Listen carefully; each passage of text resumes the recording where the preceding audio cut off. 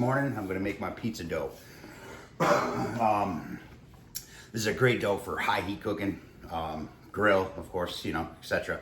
So I figured we just bang this out real quick because I want to let it rest, let it rise, let it proof, all that other good stuff. So this is what we got going on.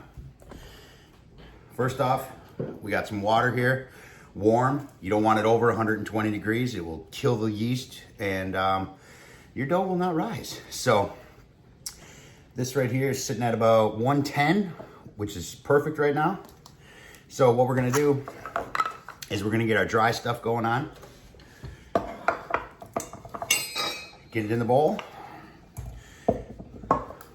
So we are going to start with a cup and a half of bread flour. And, or any high gluten flour will work.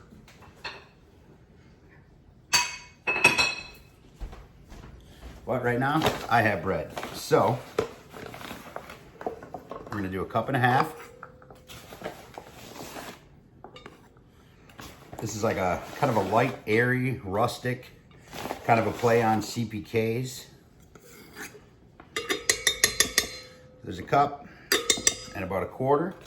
Now we're gonna do a half.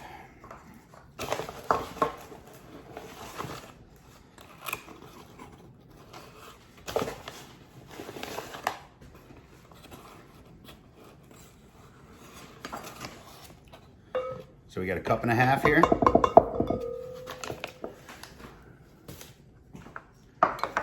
And then we are gonna do 2 teaspoons of sugar.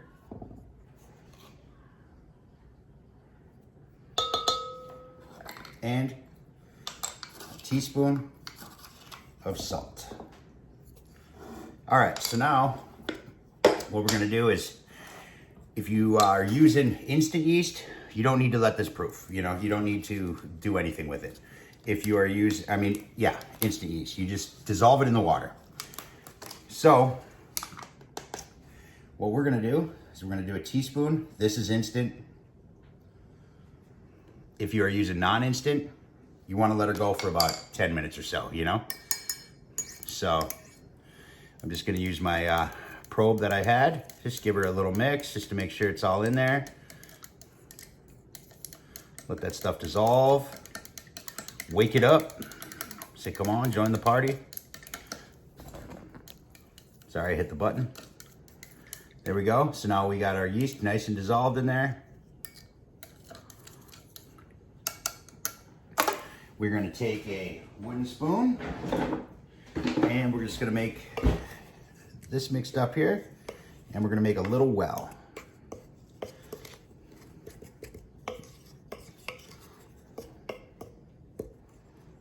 So just make a little well in the middle here.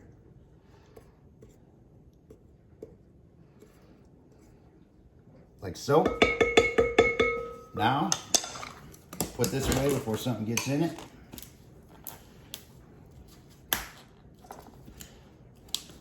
Always put your yeast in the fridge, by the way, in case you didn't know. So now we're gonna take our yeast and we are just gonna pour it in the center of our well in there.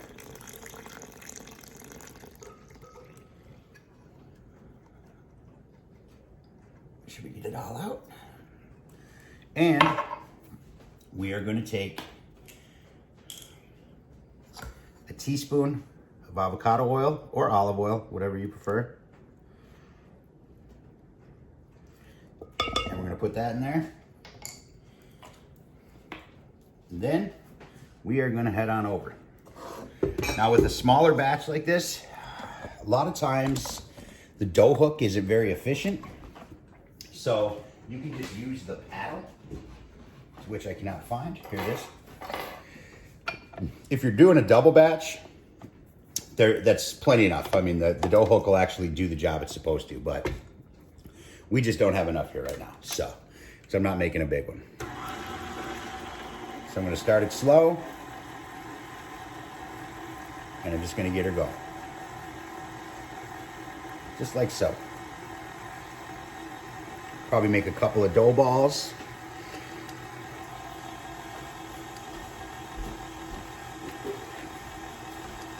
bowl here with a lid.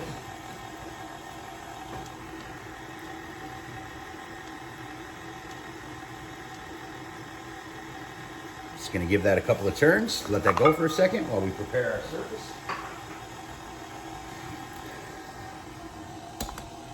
Get you guys over here.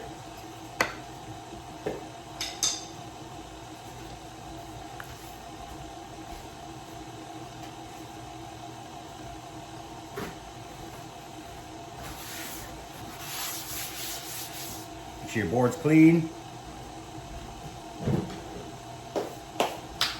And we're just gonna dust it. This is super easy stuff. You don't want much. Just coat it out.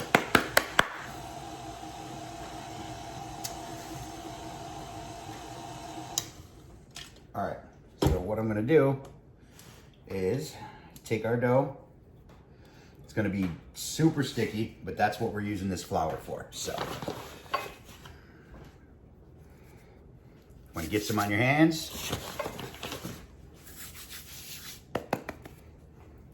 And then we're just gonna take our hands, bring out our dough. Yes, it's very loose.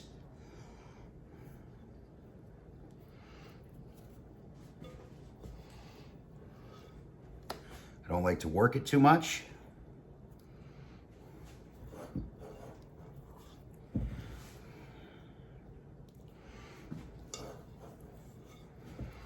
If you think about the ratio that we have going on right now, there's a full teaspoon of yeast in there. That right there will definitely make it rise quite a bit. It's a messy job, but I'm telling you, nothing beats handwork when it comes to dough. So now we're just gonna coat it. I'm gonna bring it in, I'm gonna roll it back. Let me get this bowl out of our way. I'm gonna roll it back. We're just gonna do this a couple times until we get some firmness to it. Try to go from side to side. All this stuff will get off your fingers, believe me. I got a little pile of flour over here. Give her a little more.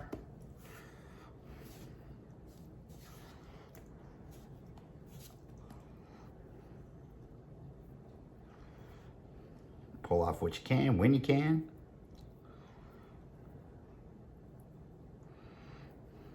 I mean, you could keep it in your thing. You could throw in a dough hook. You can, add your flour as it's spinning. But I just find that you just get such a better texture when you do it by hand. So say we're folding it like this from each end, bringing in more flour, cleaning off our fingers. And once it's a little more willing to work with us, we are not gonna over knead it, but we wanna give it something, you know what I'm saying? Just gonna add just a little bit more here, a little dust pile over here, and that should be it. So now we're gonna fold, quarter turn, fold.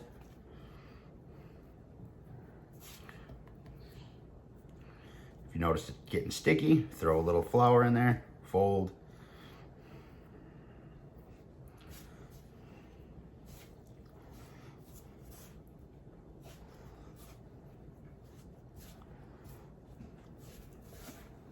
All right, now we're gonna start playing. Let me get some of this stuff off of me.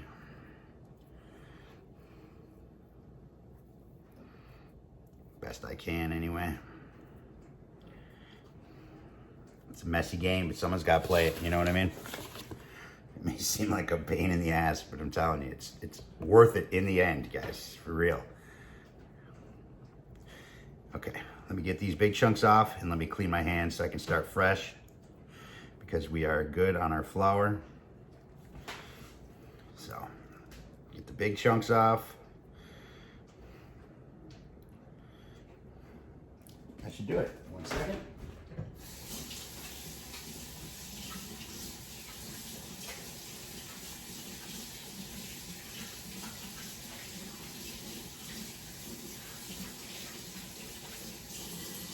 All right.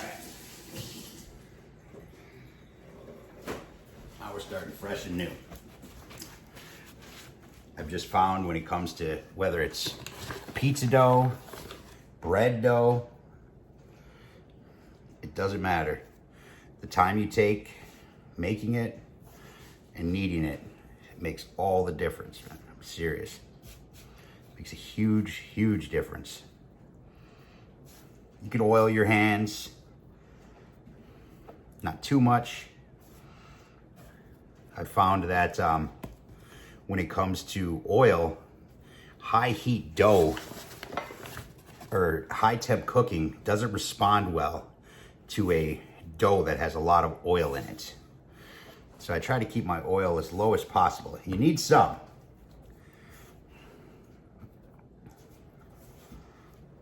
Let's put it in. I'm just gonna give her a couple of turns. Get some of that flour in there.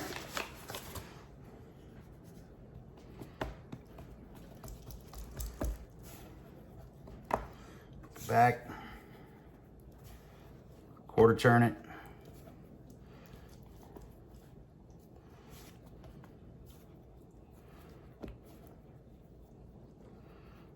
Just like that.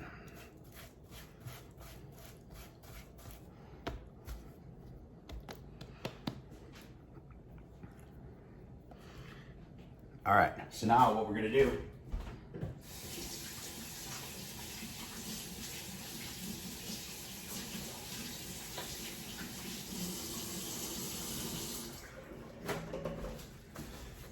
is we're gonna take our bowl, one with a lid, I prefer. I mean, you can, you know, whatever. I'm gonna put about a tablespoon of oil in the bottom of it. Give her a spin. Grab our dough ball, put it in there, and just toss it around and coat it in the oil.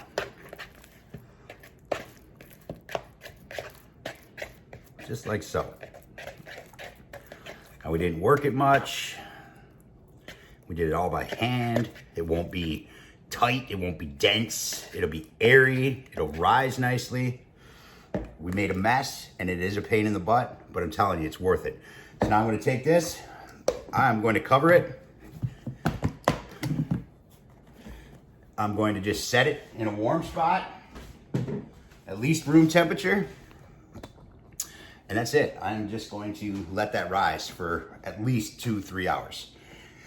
And then after that, we are going to stunt the rise, and we're going to throw it in the fridge. And it can stay in there overnight. It can stay in there as long as you want. And then pull it out, about an hour and a half or so before you're going to use it, just to kind of, loosen everything up a little bit. And that's it. It's seriously that simple. I mean, yes, you make a mess, but I'm telling you, you can use your dough hook, you can use your paddle, you can use any of that stuff, but just that slight work with the hands, you gotta bread flour in there, or if you're using a high gluten, you don't need to work that stuff so much. And I found that when I do that, then it doesn't have that airy, this rise nice, you have that nice crispy outside, and then you bite into it, and there's just that slight chew, and it's airy. It's just good stuff, man. That's how I like my pizza dough. Some people don't.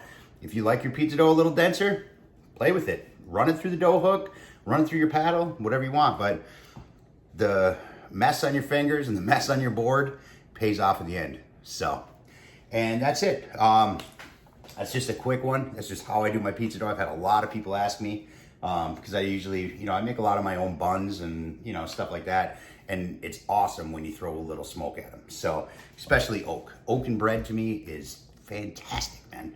So, I'm just gonna let that go. I'm actually gonna make one more dough ball that I'm gonna actually put away for later. But that's the one we are gonna use later. And I'm actually going to, I'm debating whether or not I'm gonna use an iron or if I'm gonna use my pizza stone. So I might actually use the other one and maybe try it on both. I've always only used the pizza stone. Or I'll just throw it right in the grate, you know, flat out and with no stone. And then what I usually do is I usually, you know, par cook my dough crust a little bit, and I get my crust nice, and then I top it. You know, they're easier to work with. They always come out better. Most of the time, the toppings that you're putting on, they're already cooked anyway, because a lot of times, don't really do a whole lot of just pepperoni around here. It's either buffalo chicken, or I love to make the California Club, which is what I'm going to be making tonight, with the arugula and bacon and chicken. And oh man, I love that shit. So, but instead of mozzarella, we're gonna use Fontana cheese. So, but otherwise, that's it. If you have any questions, feel free. But it's pretty simple. It's pretty straightforward, and it is a really good dough, man. So that's all I got. So it's been about, I don't know, about 2 hours, 2.5, something like that. So this is what we got. Here's my one that I made after. Here's the one that I made before. So all I'm doing here is I'm just going to knock it down.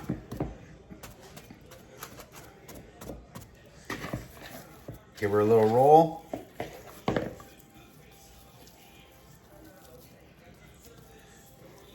Oh, you can see all the air in there. See all that? Beautiful. You can feel it. Put it back in the ball. Cover it back up. Do the same thing over here.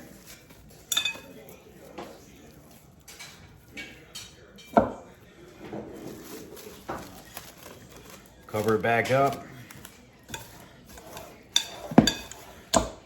And that's it.